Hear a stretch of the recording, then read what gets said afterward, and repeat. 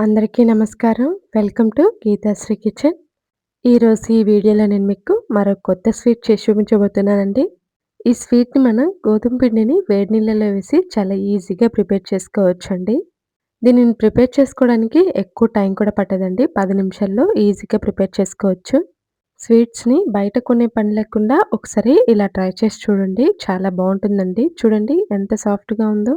పైన క్రిస్పీగా, లోపల సాఫ్ట్‌గా చాలా బావుంటుందండి. లేట్ చేయకుండా వీడియోలోకెళ్ళిపోదాం. వీడియో చూసే ముందు ఒక లైక్ చేయండి ప్లీజ్. ముందుగా స్టవ్ ఆన్ చేసి కడాయి పెట్టేసుకొని, అందులోకి ముప్పావు కప్పు వరకి పంచదారని వేసుకోవాలి. ఇప్పుడు పంచదార తీసుకున్న కప్పుతోని అరకప్పు వరకి నీళ్లు వేసుకోవాలండి. ఇప్పుడు స్టవ్‌ని మీడియం టు హై ఫ్లేమ్‌లో ఉంచుకొని, ఈ పంచదార మొత్తం కరగనివ్వాలండి. దీనికి ఎలాంటి పాకము అవసరం లేదండి. నేను చెప్పిన కొలతల్లో కరెక్ట్‌గా తీసుకుంటే సరిపోతుంది. ఒకవేళ మెజరింగ్ కప్ లేకపోతే ఏదైనా ఒక కప్పు తీసుకొని కొలతలుగా పెట్టేసుకోండి. స్టవ్‌ని మీడియం టు హై ఫ్లేమ్‌లో ఉంచుకొని పంచదార మొత్తం ఇలా కలుపుకుంటూ కరగనివ్వాలండి. ఇక్కడ నేను పూర్తిగా కరిగిన తర్వాత తీసి చూపిస్తున్నాను చూడండి. పంచదార మొత్తం కరిగిపోయి ఇలా నురగ రావాలండి. ఇలా నురుగ వస్తే సరిపోతుంది. నురుగ వచ్చిన తర్వాత మరీ ఎక్కువసేపు మరిగించాల్సిన అవసరం లేదండి. ఒక్క నిమిషం పాటు మరిగించి స్టవ్ ఆఫ్ చేసుకుంటే సరిపోతుంది. చూడండి పంచదార మొత్తం కరిగిపోయింది. ఇప్పుడు స్టవ్ ఆఫ్ చేసుకుంటే సరిపోతుందండి. ఇక్కడ కన్సిస్టెన్సీ చూపిస్తున్నాను చూడండి. ఎలాంటి పాకము అవసరం లేదండి. ఇలా చేతి వేళ్ళతో టచ్ చేస్తే జిగురుగా ఉంటే సరిపోతుంది. ఇప్పుడు దీన్ని పక్కన పెట్టేసుకోవాలి. ఇప్పుడు స్టవ్ ఆన్ చేసి ఇంకో కడాయి పెట్టేసుకొని అందులోకి ఒక కప్పు వరకి నీళ్లు వేసుకోవాలండి. ఇప్పుడు ఇందులోకి పావు టీ స్పూన్ వరకి సాల్ట్, అలాగే ఒక టీ స్పూన్ వరకి పంచదారని వేసుకోవాలండి. అలాగే ఇందులోకి ఒక టేబుల్ స్పూన్ వరకి ఆయిల్ వేసుకోవాలండి. ఇక్కడ నేను ఆయిల్ వేస్తున్నాను. మీరు కావాలనుకుంటే నెయ్యిని కూడా వేసుకోవచ్చండి. ఇప్పుడు స్టవ్‌ని మీడియం ఫ్లేమ్‌లో ఉంచుకొని ఈ విధంగా నీళ్ళనేవి తెల్ల కాగనివ్వాలండి. మరీ ఎక్కువ సేపు కాగనివ్వాల్సిన అవసరం లేదండి. ఈ విధంగా తెర్లుతున్నప్పుడు ఇప్పుడు ఇందులోకి ఒక కప్పు వరకి గోధుమ పిండిని వేసుకోవాలి. అలాగే అదే కప్పుతో అరకప్పు వరకి వేసుకోవాలండి.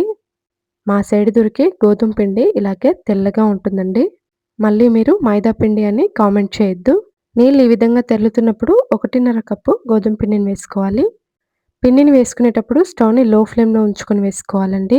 పిండి మొత్తం వేసుకున్న తర్వాత చూడండి ఏదైనా గరిటె తీసుకొని ఈ విధంగా బాగా కలుపుకోవాలండి. మీకు ఈ గోధుమ పిండికి, మైదా పిండికి తేడా చక్కగా కనిపిస్తుందండి. ఒకసారి చూడండి. పిండి మొత్తం నీళ్ళల్లో కలిసిపోయి ఈ విధంగా 2, 3 నిమిషాల పాటు బాగా కలుపుకోవాలండి. ఒక కప్పు నీళ్ళకి 1:30 కప్పుల పిండి కరెక్ట్‌గా సరిపోతుందండి. అంతా ఇలా కలిపిన తర్వాత స్టవ్ ఆఫ్ చేసుకొని ఇప్పుడు దీన్ని చల్లారనివ్వాలి. 3, 4 నిమిషాలు పక్కన పెట్టేసుకుంటే సరిపోతుందండి. ఇక్కడ నేను 3 నిమిషాల తర్వాత తీసి చూపిస్తున్నాను చూడండి. పిండి ఇలా పట్టుకోవడానికి వీలుగా ఉన్నప్పుడు ఇప్పుడు మొత్తం అంతా కూడా ఇలా బాగా కలుపుకోవాలండి. ఇప్పుడు ఈ పిండిని మొత్తం అంతా కూడా ఇలా ముద్దలాగా చేసుకోవాలండి. ఒకవేళ మీరు పిండి ఎక్కువగా తీసుకున్నారు, మనకు ముద్దకు రావట్లేదు అనుకుంటే కాస్త ఆయిల్ వేసి ఈ విధంగా మ్యాష్ చేసుకుంటూ కలుపుకోవాలి. చూడండి పిండిని మొత్తం అంతా కూడా ఈ విధంగా బాగా కలుపుకోవాలండి. మనం పిండిని బాగా కలుపుకుంటే మనకి స్వీట్ అనేది అంత బాగా వస్తుందండి. చూడండి ఇలా మ్యాష్ చేసుకుంటూ చక్కగా ఇలా బాగా కలుపుకోవాలండి. ఇప్పుడు ఈ పిండిలోంచి కొంచెం పిండిని ఈ విధంగా తీసుకోవాలండి. ఇప్పుడు ఈ పిండి ఉండని మనం పాల తాలికలు ప్రిపేర్ చేసుకుంటాం కదండీ! ఆ విధంగా ఇలా ప్రెస్ చేసుకోవాలండి. మనకి పిండి అనేది ఎక్కడ విరిగిపోదండి. చాలా చక్కగా వస్తుంది. చూడండి ఎంత చక్కగా వచ్చిందో.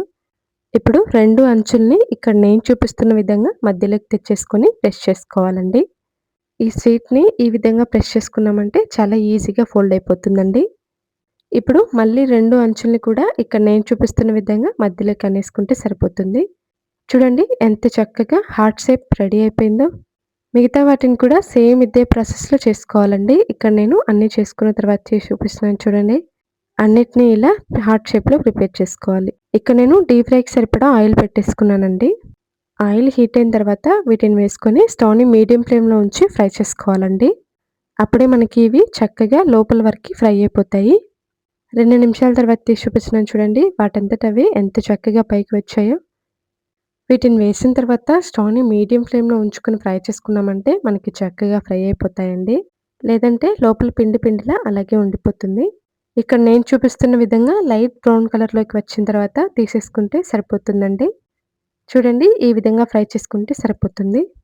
ఇప్పుడు వీటిని మనం ముందుగా పక్కన పెట్టుకున్న పంచదార పాకంలోకి వేసుకోవాలండి.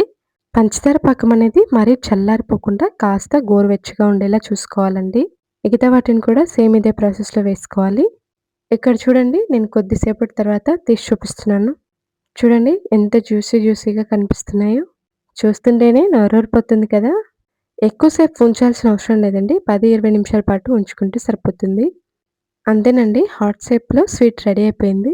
అలాగే ఈ వీడియో మీకు నచ్చినట్లయితే 2 హార్ట్‌లు కామెంట్ చేసి, అలాగే ఈ రెసిపీని తప్పకుండా ట్రై చేయండి. అలాగే ఈ వీడియోని మీ ఫ్రెండ్స్ అండ్ రిలేటివ్స్‌కి షేర్ చేయండి. థాంక్స్ ఫర్ వాచింగ్ అండి.